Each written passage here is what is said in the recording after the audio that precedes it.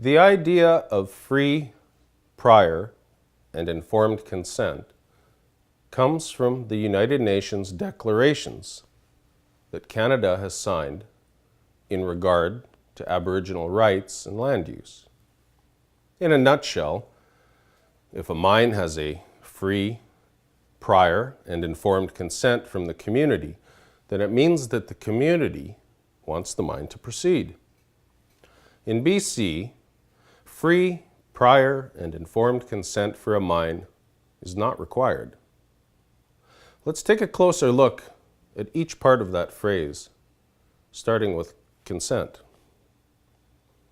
Consent means agreement. In the context of mining, communities can give their consent and agree to allow mining to move forward, or they can withhold their consent. In BC, there is no requirement for mining companies to have consent before moving forward with the mining process. Informed is about being knowledgeable about relevant issues.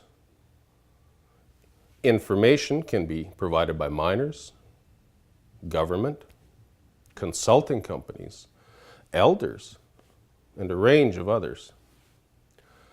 In the case of mining, communities need information on the size of the project, its likely environmental, social, cultural, and economic effects, the pace of development, and whether effects can be contained and reversed.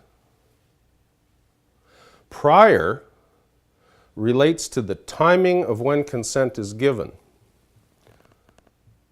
Consent should be given well in advance of a mine being built and with adequate time provided to the community for them to gather the information, discuss it, and make an informed decision.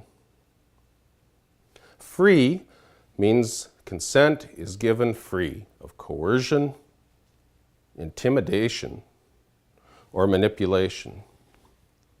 Consent is not free if it's obtained through bribery, violence, or intimidation.